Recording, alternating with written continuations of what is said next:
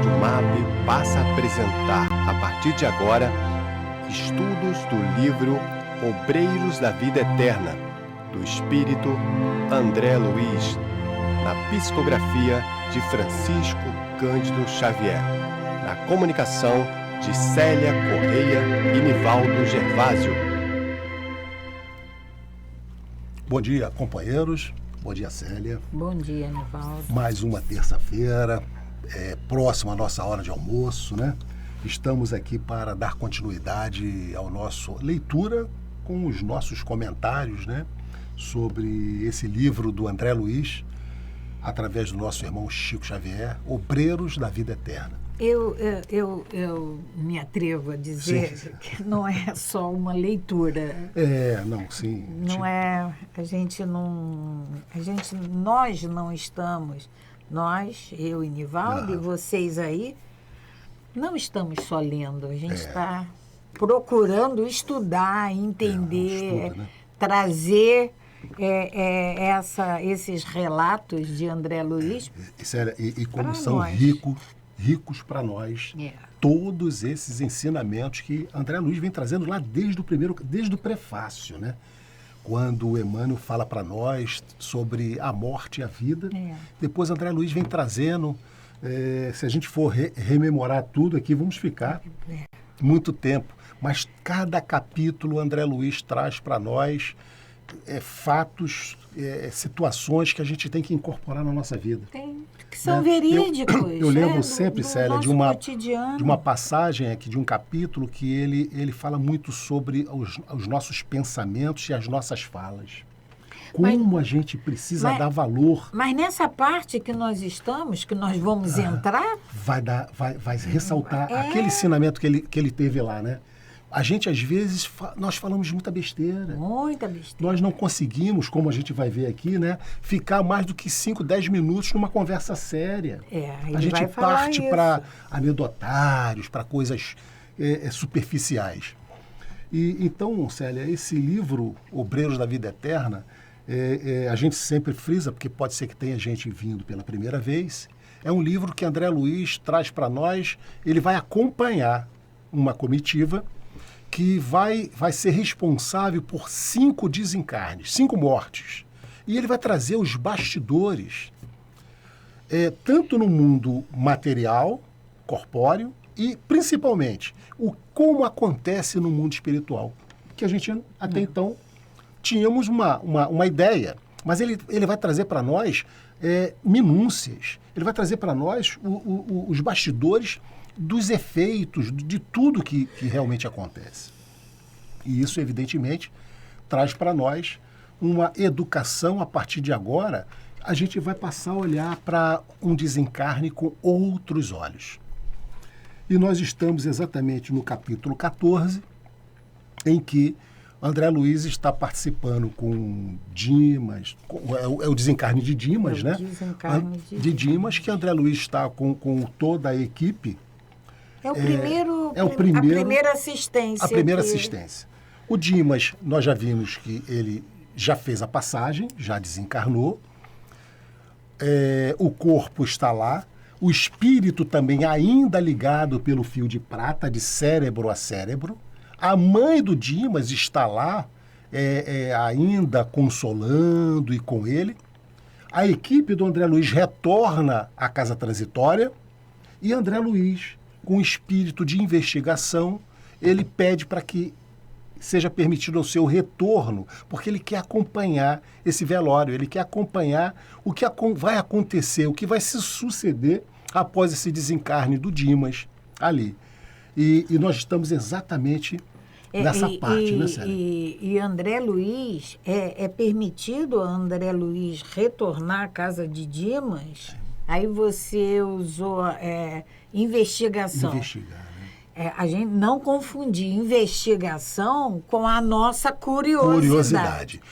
André Luiz pede para retornar, mas com o intuito de ensinamentos. Ele quer vivenciar. Só foi permitido, Célia, que ele retornasse porque o assistente percebeu que era uma coisa útil, que ele ia se equipar de conhecimentos e poderia nos trazer.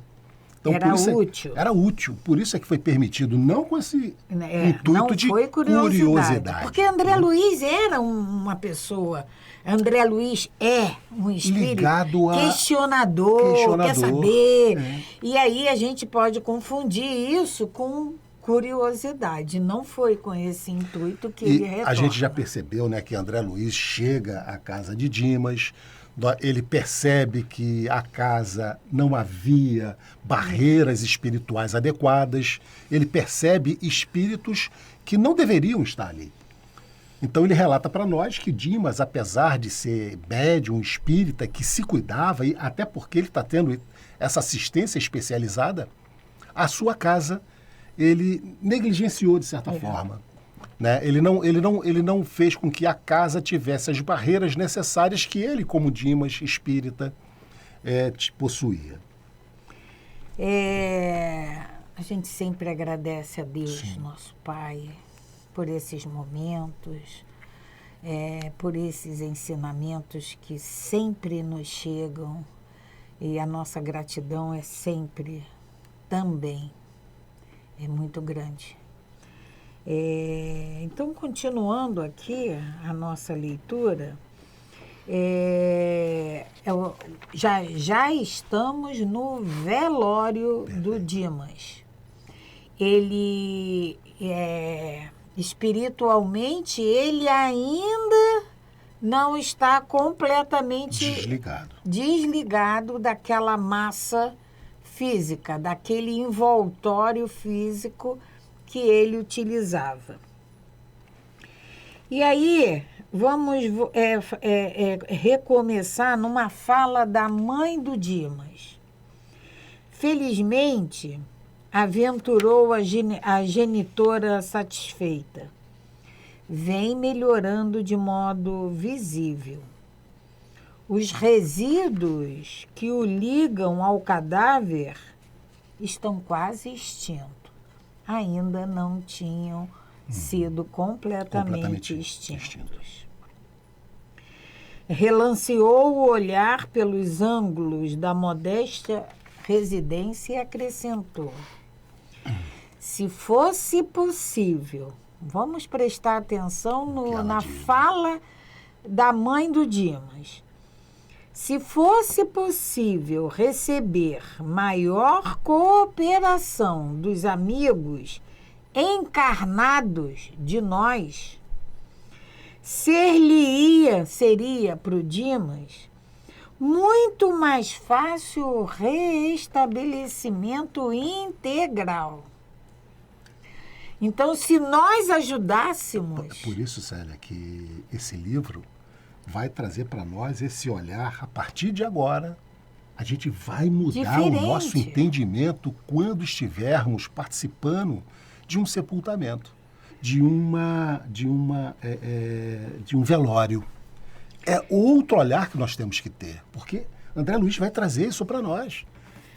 Se fosse possível receber maior cooperação dos amigos encarnados, ser-lhe-ia muito fácil o reestabelecimento integral. No entanto, cada vez que os parentes se debruçam em pranto sobre os despojos, é chamado ao cadáver, com prejuízo para a restauração mais rápida. E esse não é o nosso comportamento nos velórios, naqueles momentos que antecedem o sepultamento, a gente vai lá, Célia, se debruça. O que André Luiz nos diz é que os nossos desequilíbrios vai ser transmitido ao espírito. Aquela nossa lamentação, porque a tristeza faz parte. Não é isso que André... Não, nós temos que ficar sorrindo. Não é isso. É ficarmos, Célia, em respeito e em prece. Pois é. posicionam de respeito e prece. Esse lamento, essa revolta, como é que eu vou viver? Assim... E agora, o que vai ser de mim? É isso que André Isso Luiz... tudo vai influenciar o cadáver. Porque ele ainda não está completamente desligado.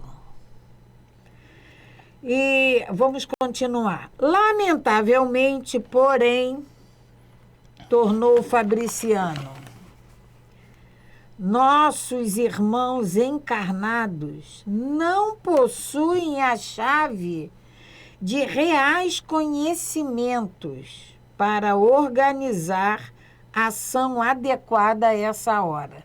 Agora, nós vamos complementar. Não possuíamos. Agora. Que agora já sabemos. É verdade. Esse livro, depois que eu tive a oportunidade de conhecê-lo e ler, mudou completamente a forma com que eu enxergava todo aquele cenário, porque vem na sua cabeça, a partir de agora, exatamente isso que o André Luiz vai nos trazer. Daqui para frente, nós vamos ver os relatos do que acontece. Então, a gente tem que ter isso para nós. A partir de agora, a gente já não pode mais proceder da mesma forma. Em vista disso, revidou a genitora conformada. Insisto para que Dimas durma, embora o sono, que poderia ser calmo e doce, esteja povoado de pesadelos. Mas esses pesadelos trazidos pela movimentação dos presentes ali, dos encarnados presentes. Então, como remédio, como paliativo, para não agravar mais aquela situação, bota para dormir. Sim. Mas não vai ser o sono tranquilo e alegre. É o que a mãe do Dimas diz, calmo e doce. Diante da surpresa que me absorvia, o companheiro apressou-se a esclarecer-me. André Luiz ficou, mas como assim? Né? A nossa pergunta, como assim essa influenciação ao Dimas? As imagens contidas nas evocações das palestras incidem sobre a mente do desencarnado, mantido em repouso depois de rápido mergulho na contemplação dos fatos alusivos à existência finda. Então, as imagens contidas na evocação, tudo que é falado ali estava gerando no Dimas imagens prejudiciais ou salutares. Mas como nós ainda não sabemos nos comportar, nós passamos a gerar essas imagens que vão trazer um desequilíbrio para ele. Agora, é importante a gente frisar que não são imagens essas que não são provenientes só da nossa fala, não, do nosso pensamento. Do nosso pensamento, sim. Eu posso estar lá num velório com meus pensamentos divagando comigo mesmo coisas que só fazem mal a esse recém-desencarnado. Mas eu penso assim, não estou falando nada, eu só estou pensando, mas ele lê. Isso influencia. Imagem, são evocações, fala. A linguagem dos espíritos é o pensamento. É o pensamento. Não somente as imagens. Por vezes, nossos amigos presentes, fecundos nas conversações sem proveito. Olha a importância da fala, né? Exumem com tanto calor a lembrança de certos fatos que trazem até aqui algum dos protagonistas já desencarnados. E não é isso, Célia? Quantas vezes nós vamos a esses velórios e os grupinhos ficam em conversações. E essas conversações, André Luiz, vai trazer para nós. Que conversações são essas? Será que são conversações elevadas? De prece? Deveriam ser. As afirmações ouvidas incitaram-me à curiosidade.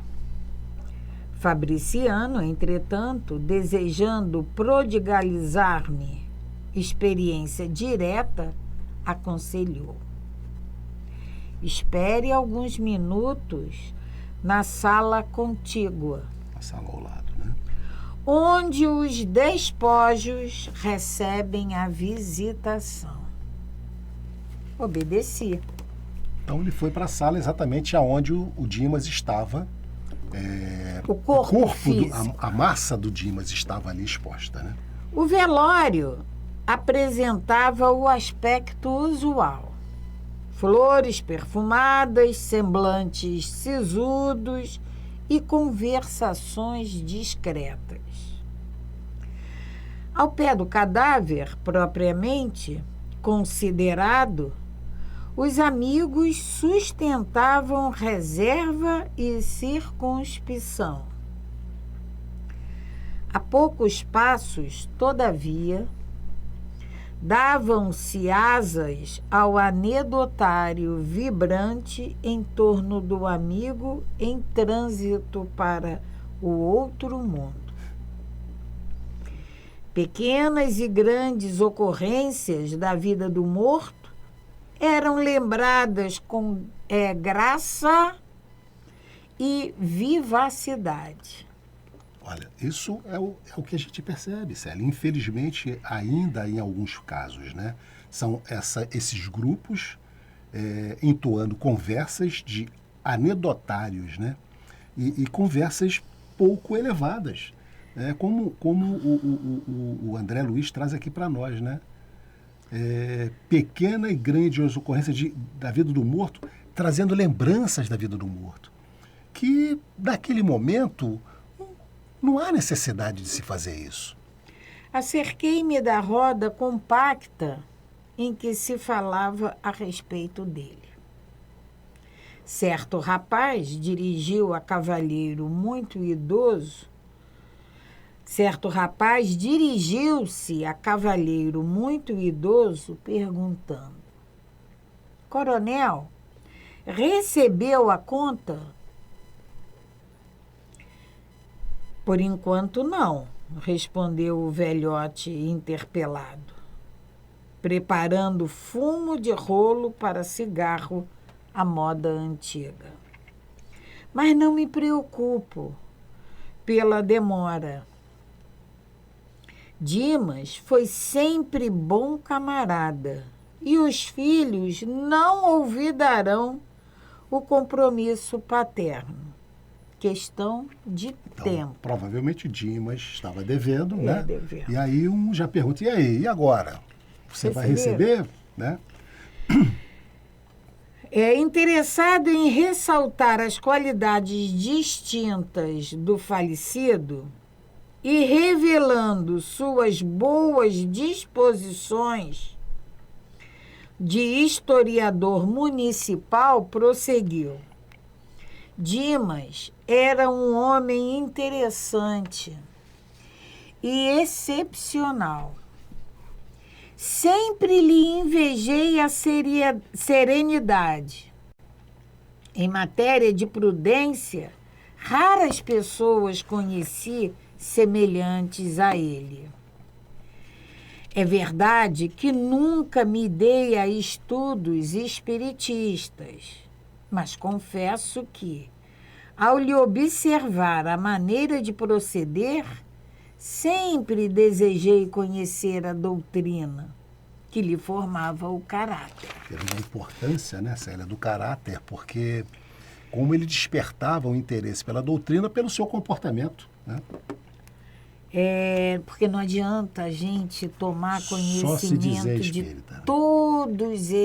de todas essas responsabilidades que nós temos, se nós não agirmos. condignamente em relação a essas, como está no Evangelho, procurando nos comportar e lutando para sermos homens de bem, não vai adiantar.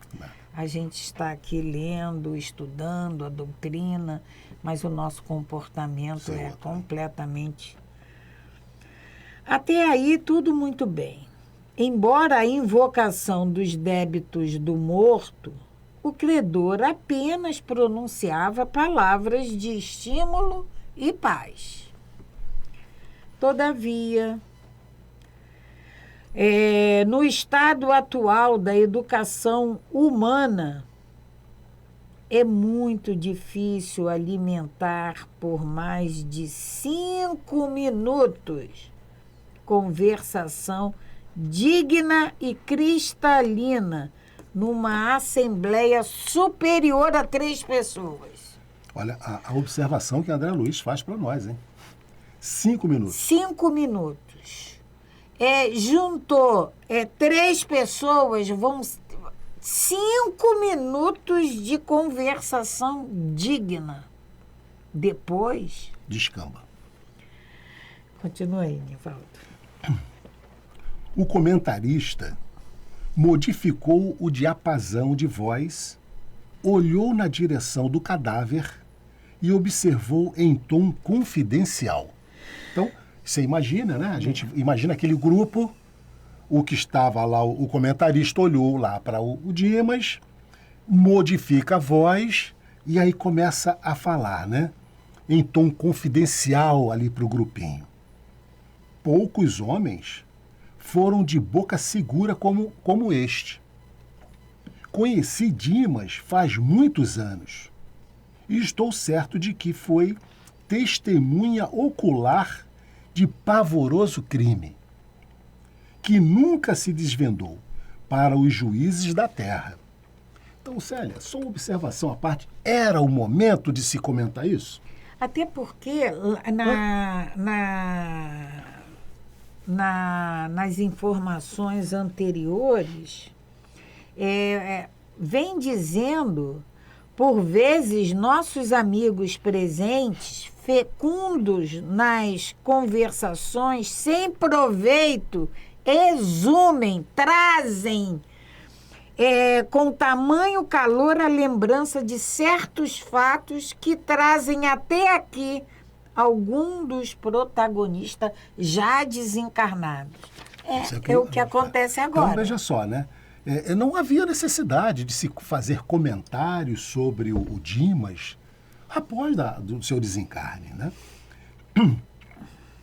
Após ligeira pausa, acendeu o cigarro e perguntou, reaguçando a curiosidade dos ouvintes: nunca souberam?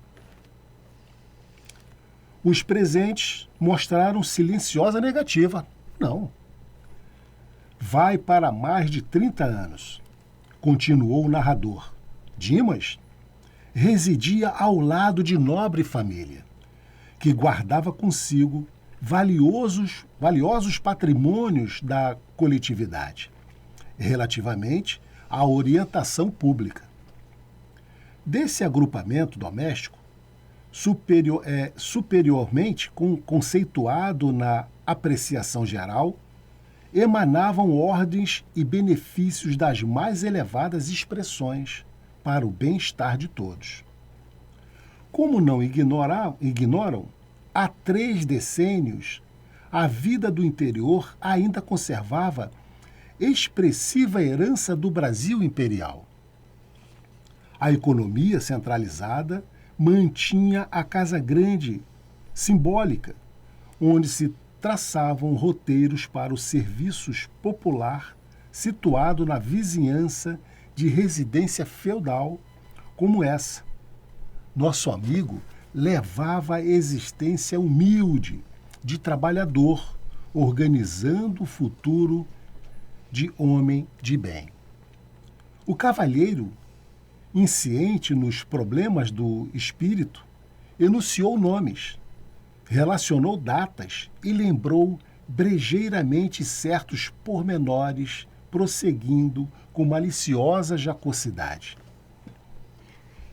Olha bem a narração de André Luiz. O cavalheiro insciente, ou seja, o cavalheiro que não sabe, que não conhece, né? Dos problemas do espírito. Então, fala nomes, relaciona datas, lembra brejeiramente de certos pormenores. Brincando. Ali, naquela roda. Uma brincadeira maliciosa. É aquela roda de amigos que está conversando sobre um fato. O morto. Sobre o morto. Né? Certa noite, pela madrugada, conhecido chefe político saía do palacete residencial pelos fundos, acompanhado de uma senhora que aparentava excessiva despreocupação consigo mesma.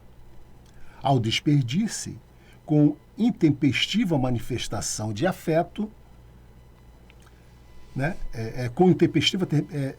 Manifestação de afeto. Terminado o estranho adeus, e vendo-se sozinho, o Dom Juan deu alguns passos para a retirada, espiou cauteloso em torno e ia continuar a marcha quando reparou que alguém lhe observava a intimidade com a esposa de respeitável amigo. Então a cena é que esse político estava saindo da casa de uma mulher casada e alguém observou. Era modestíssimo operário que talvez estivesse ali por força de circunstâncias inapreciáveis. O político alcançou de um salto. Um homem de compleição robusta e paixões violentas. Aproximou-se do espectador inesperado e interpelou-o brutalmente, ao que o mísero respondeu humilde: doutor, não estou espreitando, juro-lhe, pois morrerá. De qualquer modo, adiantou o atlético agressor em voz sumida de cólera. Agarrou-o pelo paletó e acentuou de dentes cerrados: vermes que perturbam devem morrer. Não me mate, doutor, não me mate, rogou o infeliz. Tenho mulher e filhos, saberei respeitá-lo. Ou seja, ele não ia falar para ninguém. Ele diz que não ia falar para ninguém. Não valeu a vítima dobrar-se de joelhos na súplica, porque o homem terrível, cego de fúria, tomou a arma e desfechou-lhe certeiro tiro no coração, afastando-se precípite. Dimas, tendo observado os fatos a curta distância, gritou, fazendo-se ouvir pelo assassino, que o reconheceu pelas exclamações. Então Dimas observou tudo, inclusive gritou. Em seguida, correu no sentido de amparar o ferido, que, entretanto, nem chegou a gemer. Tendo-se aproximado do assassinado, quando outras pessoas em roupas brancas acorriam igualmente à pressa para verificar o ocorrido, manteve-se o cavalheiro de qualquer atitude suspeitosa. No entanto, chamado ao esclarecimento pelas autoridades, ele que tudo sabia, nada revelou. Dimas tudo sabia, nada revelou. Protegeu o morto nos funerais, dispensou-lhes extremos cuidados extensivos à família. Então o Dimas se preocupou com o velório, com o conforto da família.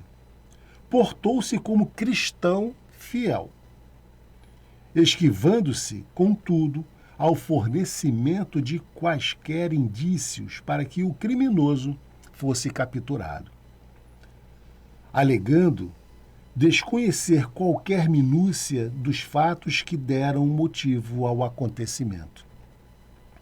E o caso policial foi encerrado na suposição de latrocínio, assalto seguido à morte.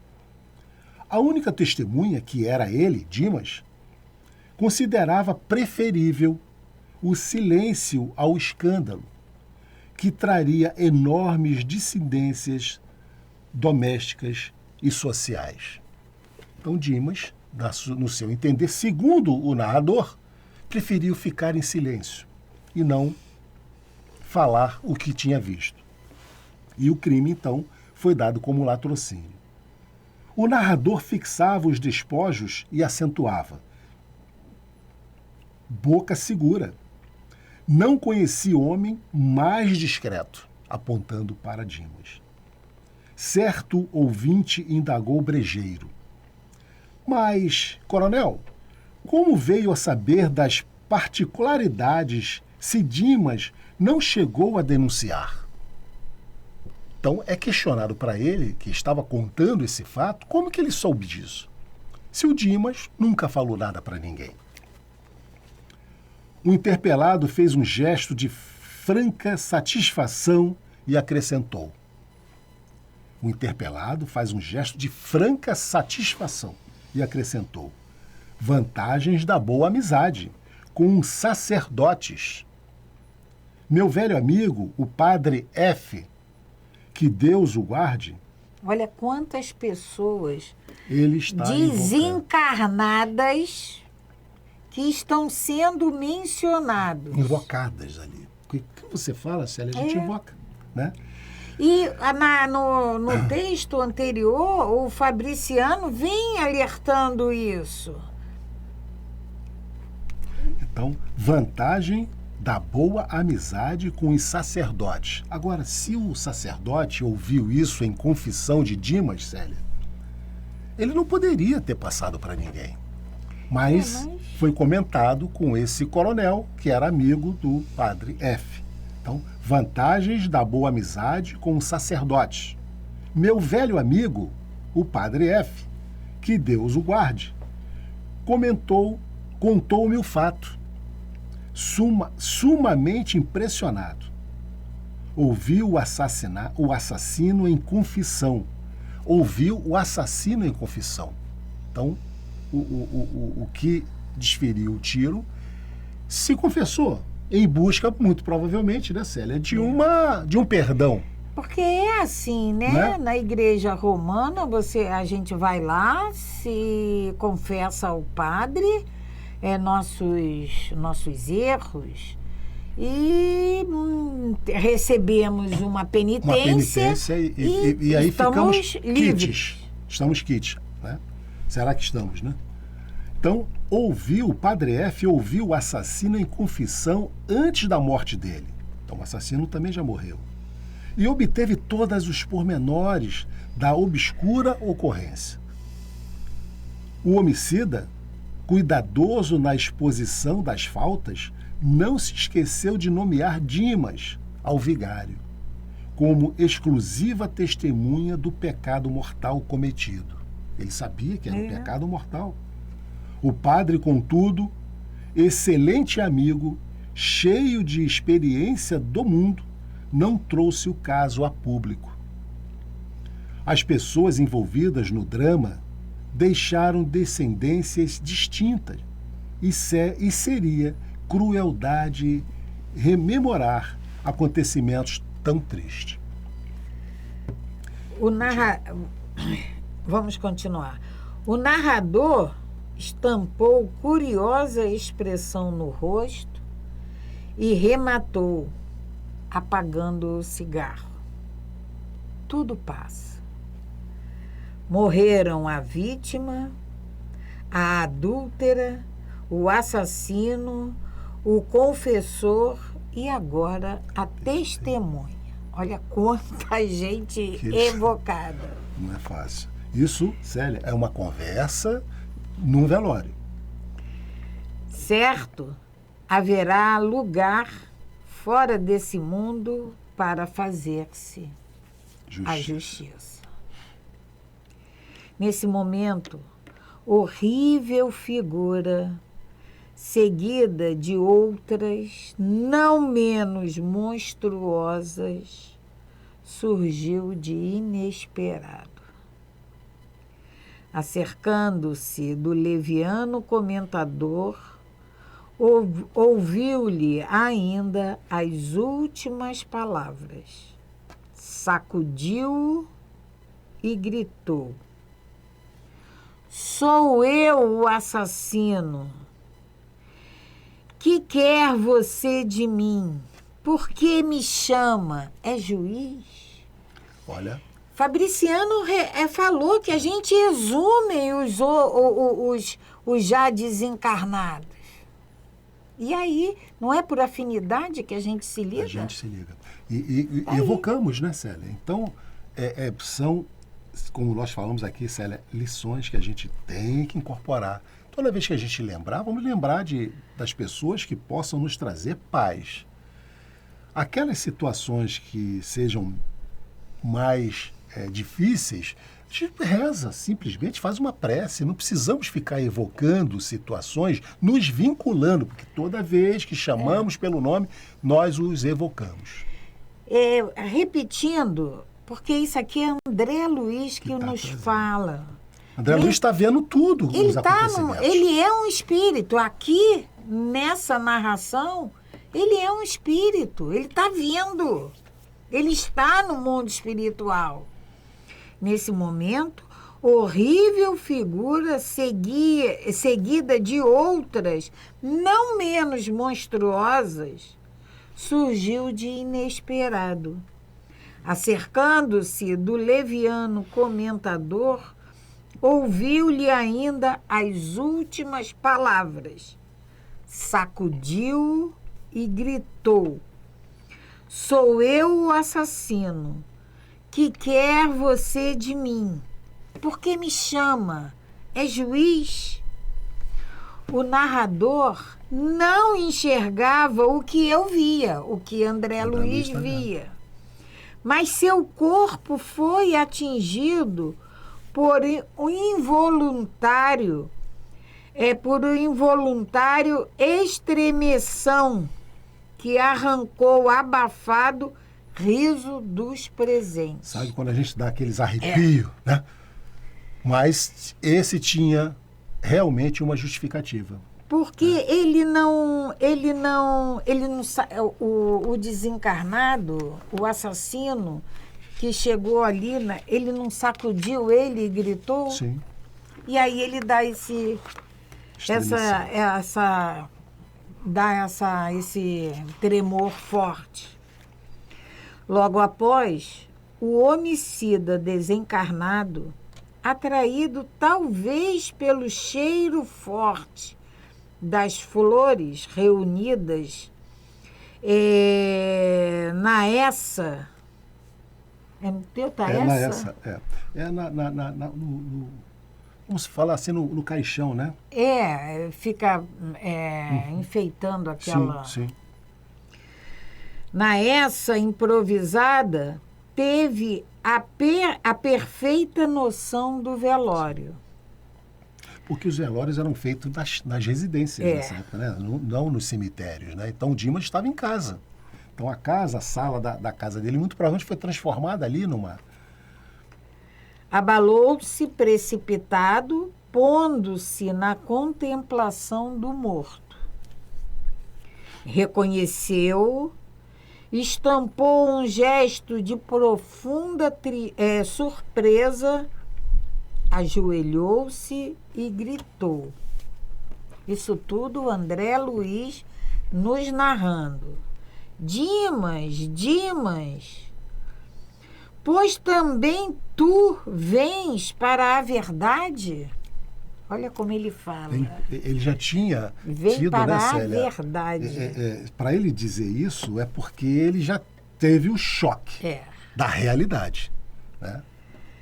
Porque esse assassino, ele está chegando agora para gente. Não foi? Até então...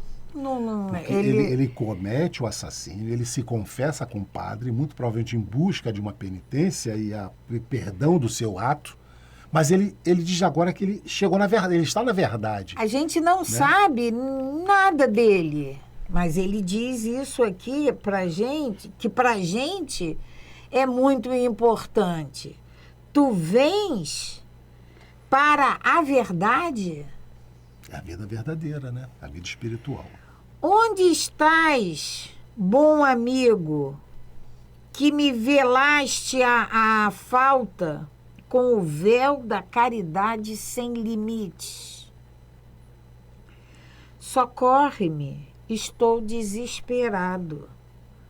Onde encontrarei minha vítima para suplicar o perdão de que necessito? Olha, esse é o mundo espiritual. Onde, primeiro ele pede ao Dimas, vamos lembrar que Dimas está dormindo. Socorre-me, imagina o sono dele. Aí agora é um desencarnado se dirigindo a ele. Socorre-me, estou desesperado.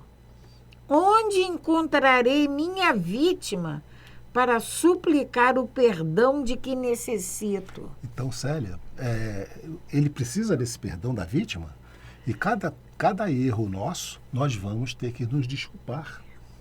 Isso é uma lição que a gente também precisa colocar nas nossas vidas. É por isso que tem lá no... Temos que ajustar centil por centil.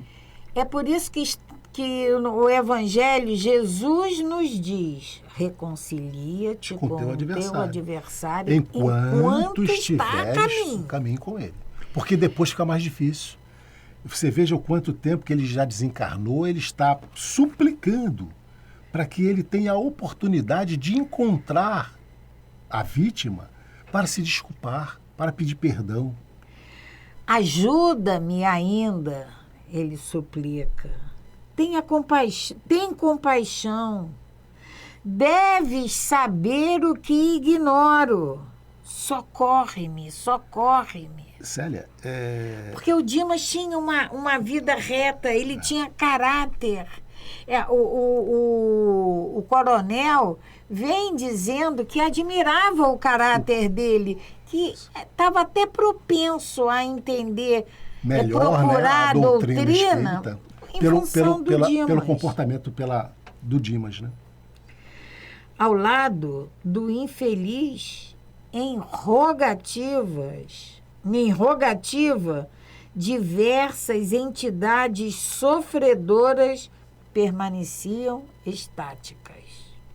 Então eles andam em grupo, né? Estavam todos os sofredores ali, por afinidade, né? Eles se reúnem. Mas Fabriciano surgiu inesperadamente e ordenou aos invasores afastamento imediato. Fabriciano é aquele espírito que já acompanhava Dimas há bastante tempo. Ele era um dos protetores do Dimas, quando Dimas ainda encarnado como médium, né? Vamos lembrar que lá na casa, aonde se encontrava o Dimas, não tinha essa proteção.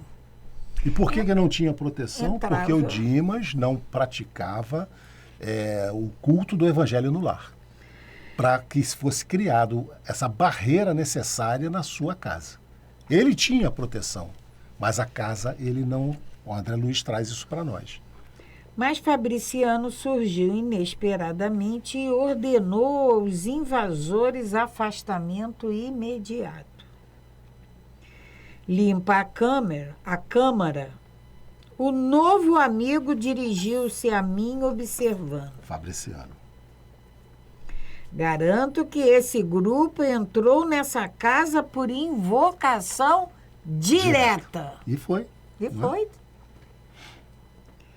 Narrei-lhe, impressionado, o que vira. O Fabriciano não tinha. O André Luiz estava ouvindo sozinho. Então o André Luiz confirma para ele. Exatamente, foi uma invocação direta. Narrei-lhe, impressionado, o que vira. Ouviu-me calmamente e ponderou.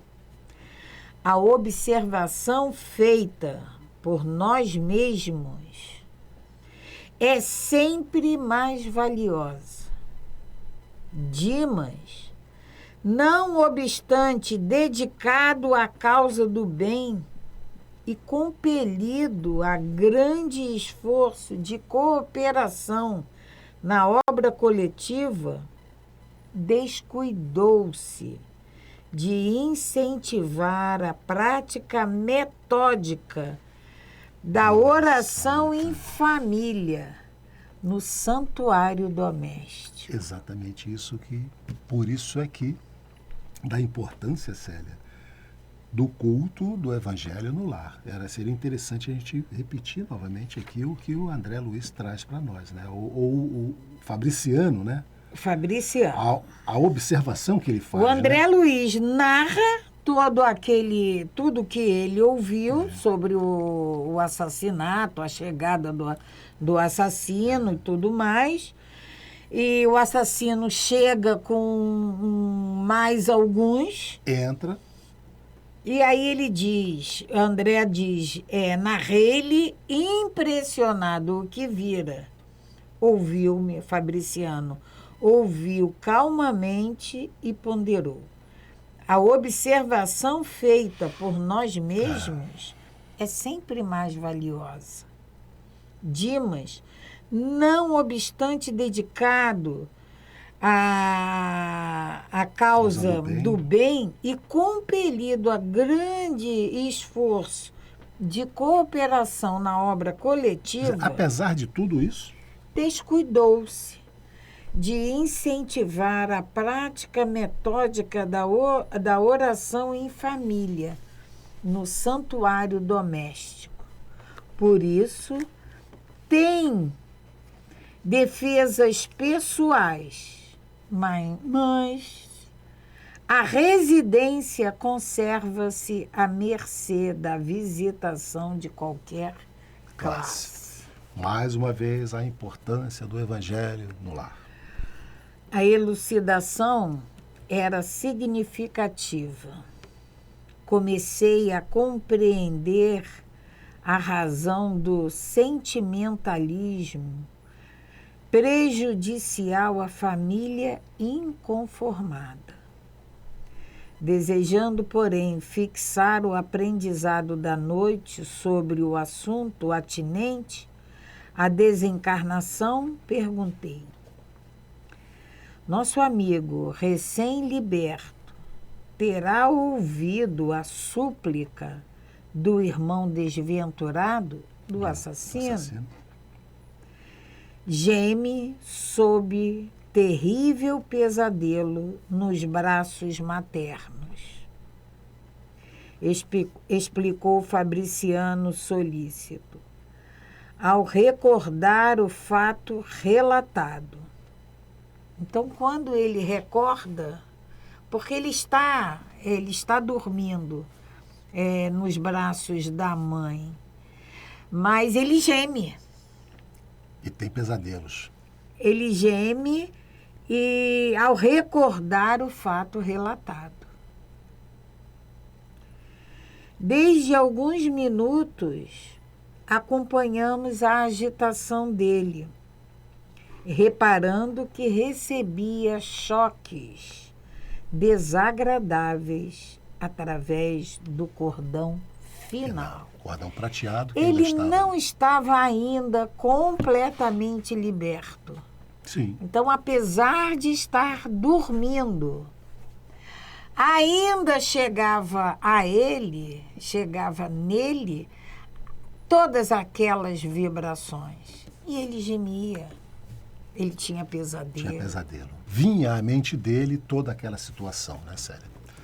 Célia, estamos chegando ao final do nosso estudo, nessa manhã da terça-feira, e vamos, então, ter que nos despedir de vocês. Né? E agradecendo sempre a presença de todos vocês, agradecendo a Deus, nosso Pai, por todo esse esclarecimento, esses ensinamentos que temos a oportunidade de trazer para nós. Contamos com vocês novamente na próxima semana e que todos tenham uma semana repleta de felicidade. Paz e bem, paz e luz. Paz, muita paz.